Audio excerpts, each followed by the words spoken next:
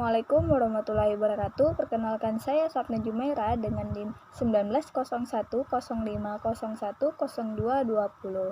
Saya akan mempresentasikan isi makalah saya yang berjudul Pelaksanaan Perjanjian serta Perlindungan Hukum Praktek Bisnis Waralaba di Indonesia. Baik, langsung saja. Pengertian perjanjian pada umumnya. Perjanjian adalah suatu hal yang sangat penting karena menyangkut bidang usaha yang digeluti.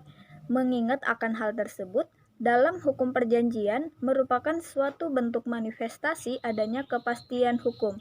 Oleh karena itu, hendaknya setiap perjanjian dibuat secara tertulis agar diperoleh suatu kekuatan hukum, sehingga tujuan kepastian hukum dapat terwujud.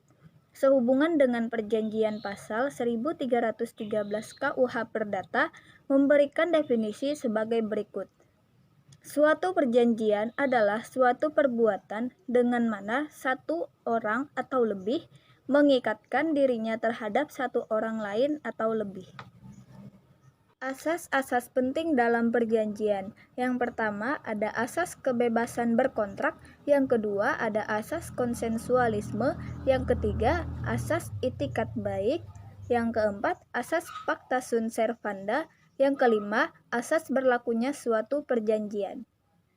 Selanjutnya, syarat-syarat perjanjian. Yang pertama ada kesepakatan atau persetujuan kehendak pada pihak.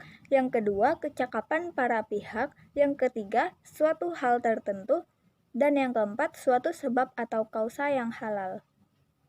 Selanjutnya, tinjauan umum tentang waralaba. Yang pertama ada pengertian waralaba. Waralaba atau dalam istilah bahasa Inggris disebut dengan franchise merupakan suatu sistem yang berkembang dari lisensi di bidang hak milik intelektual di bidang penjualan barang-barang dan jasa. 2. Perjanjian waralaba sebagai bentuk perjanjian berdasarkan pasal 1320 Kitab Undang-Undang Hukum Perdata. Waralaba merupakan suatu perikatan atau perjanjian antara dua pihak.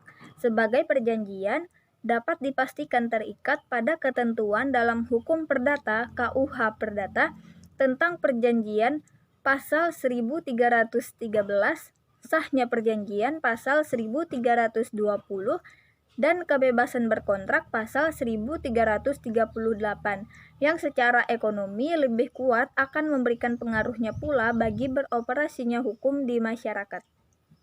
Ketiga, perlindungan hukum para pihak dalam praktek bisnis waralaba.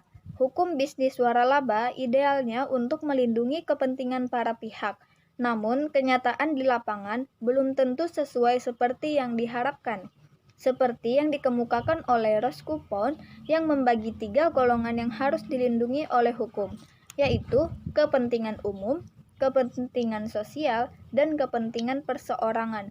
Akan tetapi, posisi pemberi waralaba yang secara ekonomi lebih kuat akan memberikan pengaruhnya pula bagi beroperasinya hukum di masyarakat.